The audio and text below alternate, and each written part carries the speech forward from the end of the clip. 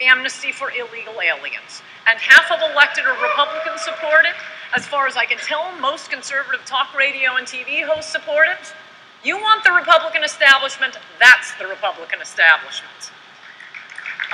There are many negative consequences to amnesty, but the one that I think ought to concern this crowd is, if amnesty goes through, America becomes California, and no Republican will ever win another national election. As it is, the state that gave us Richard Nixon and Ronald Reagan will never elect another Republican. I can see why Democrats would want amnesty, but why on earth are Marco Rubio and these endless Bushes supporting it? Even Schempp and Zeppo Bush are supporting amnesty for illegals. Republicans are grasping at these suicidal policies because they're panicked, they're demoralized after the last election. Stop panicking, Republicans. Obama was an incumbent. He did worse than any other incumbent to win re-election in more than 100 years. Liberals writing the obituary of the Republican Party right now remind me of nothing so much as new homeowners at the height of the housing bubble. People always announce their complete triumph a moment before their crushing defeat. Our job, Republicans, is to ensure Democrats have that crushing defeat. Thank you, and I'll take some questions.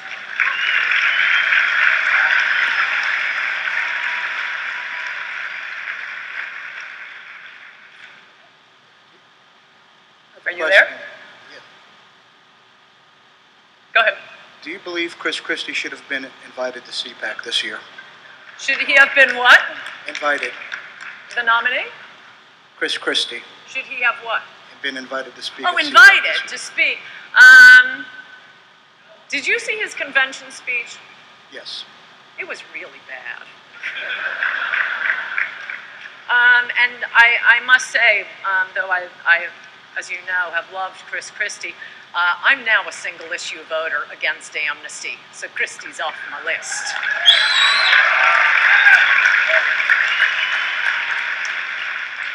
Our next speaker, Ted Cruz, is still on my list. Good evening. I'm Kenneth Harbin. I'm from Ohio. Is there any advice that you can give us young, vocal black conservatives with dealing with attacks from the liberal mob? And will you go on a date with me?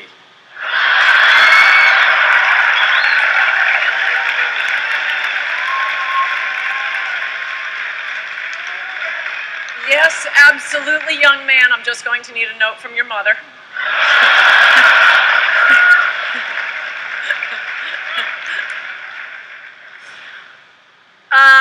What was this advice for? I'm already imagining our date. I'm sorry, I forgot what the question was. Oh. Advice for, wait, young black conservatives? Yes. Well, I have good news. Also relating, wow, back to the amnesty issue. I've been saying this in nearly every radio interview and trying to slip it into every column I write. Mitt Romney won 20% of black males under the age of 30. That is a stunning number. I mean, the traditional home of blacks is in the Republican Party as described in my latest smash bestseller mugs. Blacks and Republicans go together like chocolate and peanut butter. And I think the reason, but you know, the Democrats stole them away by lying about the history of civil rights and the history of Republicans, all set straight in mugs. And I think the reason Romney did so astronomically well among young black males is they want jobs, and they don't want to be competing with illegal aliens for jobs. You know, blacks have been in this country longer than, their roots in America go back longer than most whites. I think we owe them something more than someone who has just run across the border.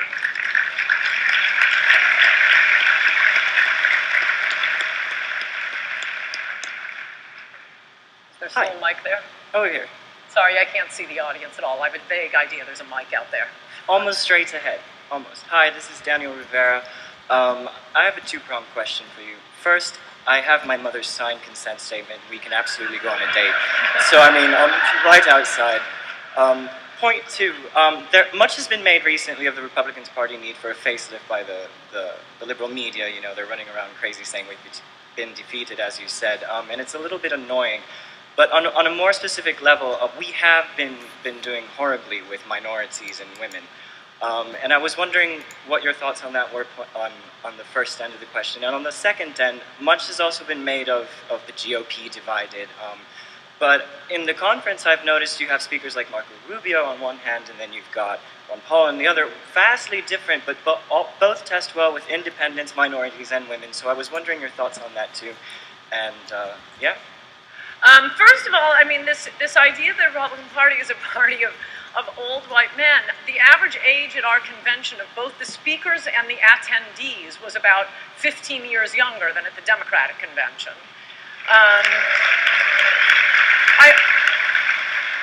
I may be exaggerating slightly, but not by much. I mean, I kept hearing, oh, Republicans, they want to take us back, they want to take us back. I look at the Democratic National Convention. It's Jimmy Carter, Michael Dukakis, Teddy Kennedy.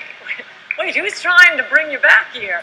And as for the groups Republicans don't do well with, I think, well, for one thing, we're actually doing pretty well with white women, with married women, with single women. Mitt Romney did better than John McCain with every single possible demographic, including evangelicals. We were told, oh, evangelicals won't vote for the Mormon. Every single religious group, Jews, evangelicals, Catholics, more of them voted for Mitt Romney than voted for McCain. The only two groups that voted more for McCain than for Romney were Asians and Hispanics, the two largest immigrant groups this country has been taking in for the last 30 years. I've said this before, Teddy Kennedy specifically designed his Immigration Act of 1965 to change America demographically without checking with the American people. It's virtually impossible to immigrate here from Europe now. About 80% of our immigrants for the last 30 years have come from the third world. About 60% of them go on welfare, much higher percentage than native-born Americans. This is so Democrats get themselves more voters. We have a more dependent society. We have people who want welfare, and we cannot get the votes of a dependent society without changing our principles. I mean, they're awful people, Democrats. Every time a woman has a child out of wedlock, Democrats think, oh, great, another Democratic voter. Every time a family gets divorced, fantastic, another Democratic voter. Every time someone loses his job and goes on welfare, fantastic, another Democratic voter. No, we offer hope, opportunity, and jobs, and I hope that we offer a change to our absolutely suicidal immigration policies.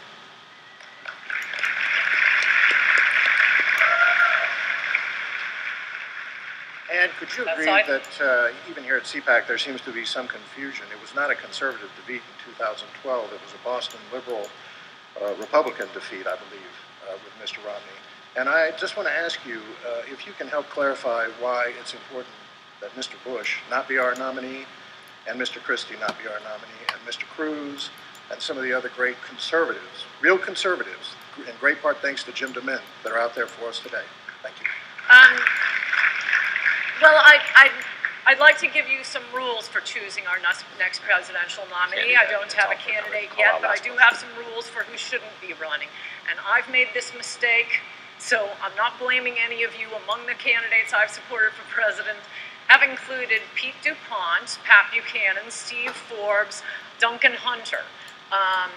No, you can't run a congressman. I have learned that. You cannot run a governor from a state that's only as big as a congressional district. That's the equivalent of running a congressman. We can't run businessmen, pundits, people who have not run and won elections in at least a mid-sized state. So we're looking at governors and senators. Once you throw in the governors and senators, let's see how they debate. Let's look at their positions then. And we have, I was telling him I couldn't get to sleep last night, so instead of counting sheep, I was counting Republican candidates. And we have a pretty good list of them. Going with the governors, we have Sandoval of Nevada. Yeah, he's pro-choice, but maybe we can change him. And again, I'm a single-issue voter against amnesty. There's Martinez of New Mexico. There is Rick Snyder of Michigan. There is Paul DuPage, the governor of Maine. There is, I'm sorry, he's got to be in the running, Chris Christie of New Jersey. I, of course, will now be against him unless he changes on amnesty. There is Rick Scott of Florida. There's Mike Pence of Ohio. There's Indiana. There's John Kasich of Ohio. And in the Senate, you got Ron Johnson, Ted Cruz, and I say we just... Scott Walker.